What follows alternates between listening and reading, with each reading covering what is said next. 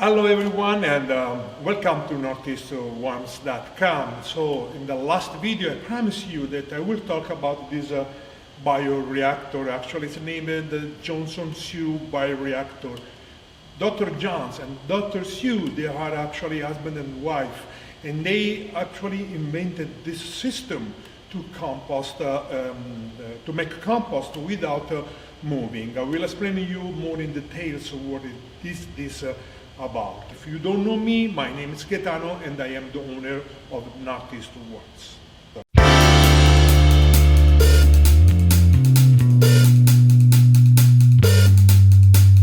Okay, so guys, being a urban worm farmer, my big challenge actually was to compost or pre-compost the food, the worms food, you know, the food that I collect from people. They give me actually buckets full of kitchen scraps, and I give back, and also, you know, mix it with the manure and the cardboard, so everything, every food I can put my hand on for my worms. So the big challenge again was pre-compost. So I had to evaluate different situations. One situation was, of course, one solution, the easiest one and the more expensive one was like to buy a food digester.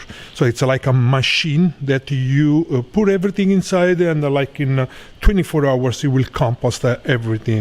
Of course you have to rest a little bit before feed the worms, but this is the easy solution, but it's very expensive, and in this point of my business I had to make different investment, and I really can't buy a machine like that. So I made a bunch of researches, and I found out this kind of bioreactor. So Dr. Johns and Dr. Sue, they make some studies.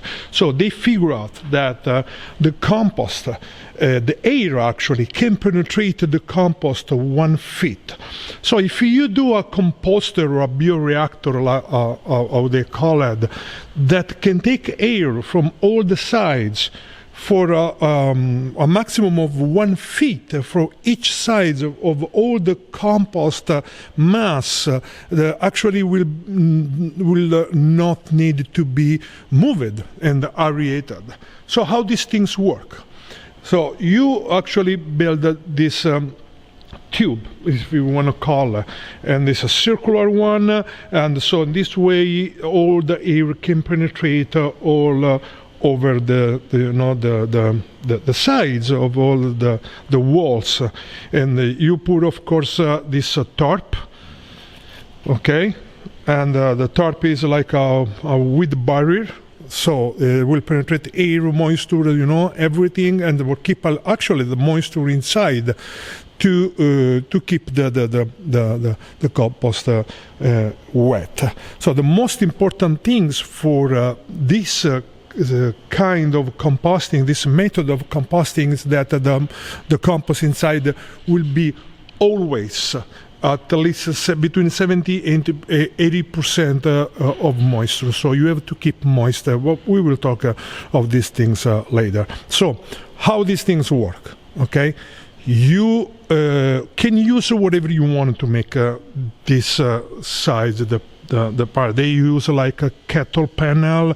I had actually this mesh already home, and I used what I had. I had these things for my garden that I bought a big roll for my garden. I had some leftover, so I used it. So what do? You put everything on a pallet.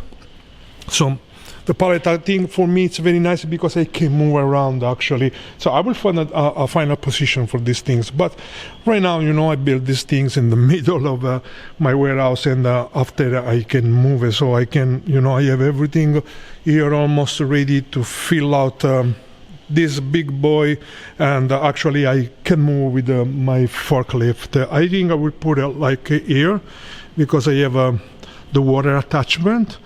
So with this water attachment here, I can put like a dripping line and keep the compost moist with the dripping line. So I will not make a big, it would be a big job for me to keep always moist. So I'm sorry I didn't do a video while I was building this stuff, but I built this stuff when my son was here from Italy, and they helped me to, build all these things, and it was a crazy moment. My equipment was broke down, was not working, so I thought, okay, let me build this stuff, and after I will make a video. So if you want to see how to build these things, there are tons and tons and tons of video on YouTube. This is how I figure out how to do these things, and I knew about this Johnson-Sue bioreactor. So what do? You take the pallet. Let me take an empty pallet so I show you better. This is actually the pallet. So what do you do with the pallet? You have to do 5 holes to put down this kind of pipe. Okay, so 1 at the center and 4 here all around, for a total of 5 pipes. The pipes have to be long, from the bottom to the top. All actually the longest, how tall is the bioreactor able to come out of the reactor. In this way, you will make 5 different air entrance points from the bottom, because you make actually the hole, so the pipes will be through down the ground. You fill out all the bioreactor, and after 2-3 days, when it's pretty compact, you just take out. You take out, and you have 5 big, points of entrance from the air, plus all the point of the entrance of the air that is around the bioreactor. So this will work to make all the bioreactor, all the air come inside from all the points, and you don't need the compost to be moved. So if you already know something about the Johnson-Sue Bioreactor, you know that the bioreactor was thinking actually to have compost with very, very high fungal content. Right? To have very high fungal content needs that you have to have a very high carbon ratio on the nitrogen. Usually the carbon ratio on the nitrogen for this kind of compost is anything between 80 to 90%, 85%, something like that, and only 10-15% of nitrogen. And it's a very slow and long process. To finish 6 feet tall like this, and it's like 3.5 feet more or less the diameter. It can take more than a year. You can take anything between a year, 14, 16, 18 months to finish everything, and have a very little maintenance, but it's very important, the moisture content. Because if this, the content of this bioreactor dry out, it will not work. The compost will not break down, and you have just lose your time. So the only maintenance you have, just be sure that the moisture level is anything between 75-85%. This is the sweet spot, more or less. So what Dr. Johnson, Dr. Sue say about that? So we need to fill out these things, of course, in one time. So you can just put a little, put a little, put a little, put a little. This will not work. So we have to filter out everything in one time. So it's a lot of job, because you have to moist everything. Everything have to be very, very, very moist. In this way, because there are the holes on the bottom, and this, the pallet, the extra water, by the way, will go out. So there are no a lot of possibility that it will go anaerobic. It still can go anaerobic, but if you do the right things, it will not go anaerobic again, also because there are all these air entrance. So I am doing actually this like a little experiment, because usually we do this this process with the bioreactor is people, they want a very high fungal content, and usually what they do are like farms. They do tea with this compost, so and they use the tea actually to irrigate the land.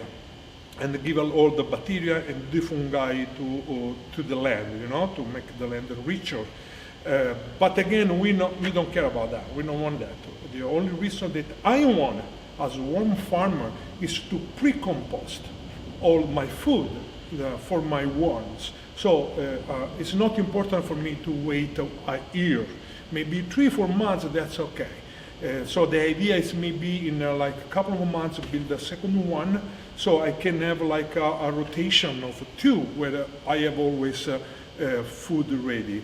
I am thinking eventually to open like a window here and maybe take the food from the bottom instead to, you know, just go at the top and take out everything, or just if it's a finished compost, I maybe just can, you know, open it with, I just close it with the tight zip, so I can just take out the tight zip and take everything over and put in a corner of the warehouse, you know, and use the compost. The compost is well done, will not smell and will not attract rats, I guess, at least not here. So I have to figure out this thing. So maybe I can build no, I'm good to build the stuff.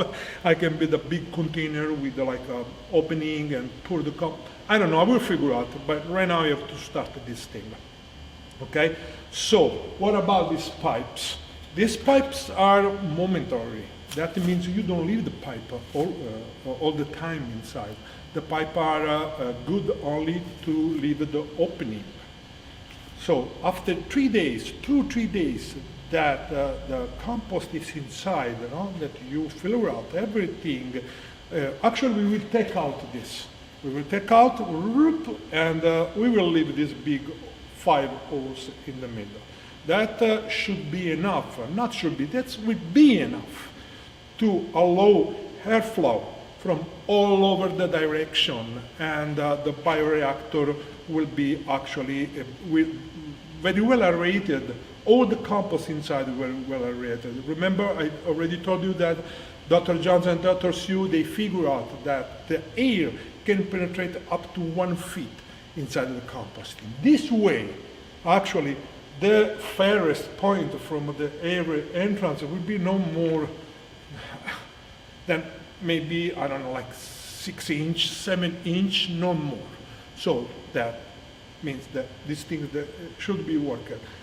I saw video on YouTube that people, the compost went anaerobic, but I don't know, but they made some mistake. They explain what kind of mistake I make.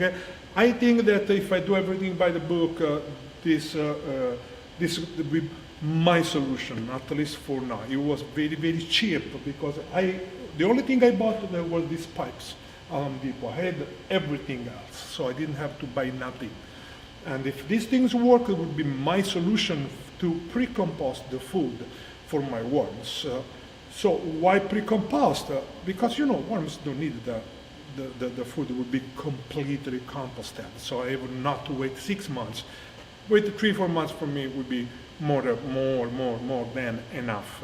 And if I have 2-3 of these bees that they go on rotation, I will definitely resolve the problem to how to compost the food in an urban environment inside a warehouse.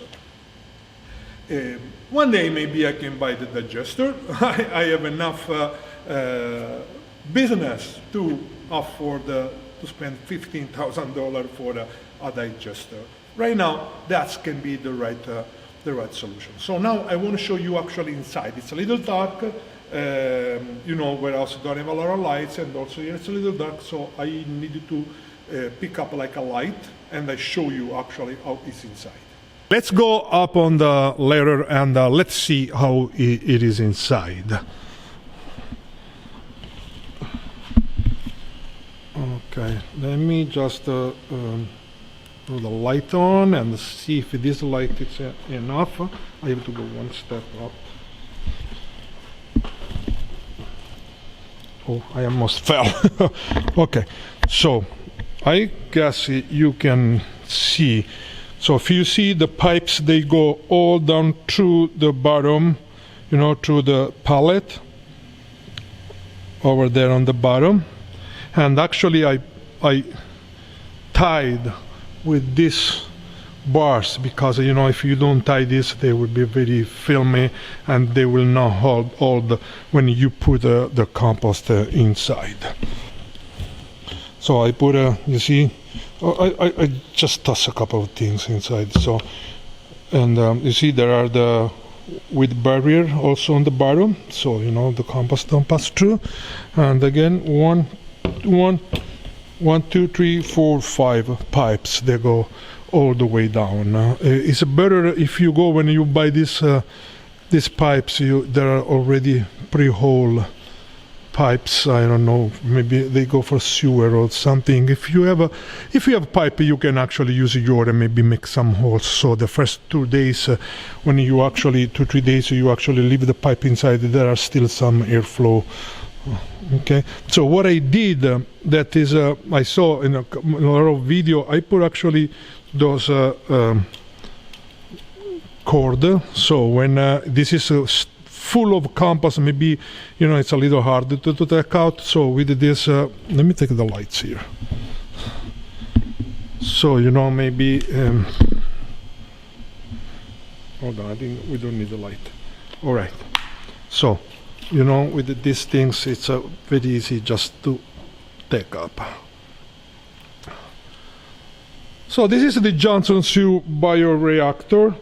Let me do another tour around of this thing. Yeah, there is. So hopefully, guys, this help. If you have more questions, just let me know down. But if you have an idea on how to build this thing, if you already did, and you wanna, just write down your suggestion about this method to pre-compost. Again, this is used for long composting fungal content, like more than a year and a half. But for me, for us wormer, we need just to pre-compost. The worms, they will finish. So what also Dr. Johnson, Dr. Chu say about this thing, to actually speed up the composting process. When the thermophilic action is done, so that means when the temperature went up and after went down, because we don't move these things, it go up and down only once. It don't go like up and down, up and down, up and down. So the thermophilic action is like a pretty constant process. So you put everything inside, 3, 4, 5 days, whatever the temperature is, especially at the core, will go up. Can be 120, 130, 140, depends on the percentage of nitrogen you put inside. After again, like can stay constant for 3, 4, 5 days, and after you start to go down. So when the temperature like stabilizes at whatever it is, 70, 80, 90 degrees, 65, whatever it is, but when it's stabilized, just put a good handful of worms inside. This is what Dr. Johnson say, and I completely agree. I do the same thing. I have a tumbler here where I pre-compost my food, and I always, when the thermophilic action is done, I will put a handful of worms and keep like a couple of months, 2-3 months. The worms, they speed up the process, and I will feed the worms again. I already put pure red wigglers, so wherever I put these things, I will have always pure red wigglers. I will do the same thing here. My idea is, because this is a process like 3-4 months long, maybe I can put like a pretty big amount of cocoons inside, so I will not have any kind of worry. I will just bury the cocoons inside. They have all the moisture, temperature they want, so they have all the time to hatch, become adult, and eventually make more cocoons and whatever they want to make here. Because again, I don't know the first time how long it will take this process before I can use actually the food, the pre-composted food to feed the worms. Maybe it can take a little longer. So the worms have all the time to pre-compost and to help to break down faster. Again, that's all for this Johnson-Sue Bioreactor for today. Again, I apologize that I didn't make a video while I was building these things, but it's pretty simple and easy. There are again tons of video on YouTube. If you just go on the search bar and put Johnson-Sue Bioreactor, you find tons and tons of videos. Some videos are trash, completely unuseful. Of course, people, they just try to do video without having any idea. Some are very, very, very specified, very, very, very good. So it's up to you to find the right video, you know, that you want to follow. It's like in the worms world. There are tons of channels now. Everybody do the worms videos, and it's up to you to find the ones that are useful for you. So that's all for today. If you didn't subscribe to the channel, please do now, and share if you find that my video are useful for you, for the worms community. So again, thank you very much. See you next video. If you have any comment or any question, please write down and subscribe again. Thank you.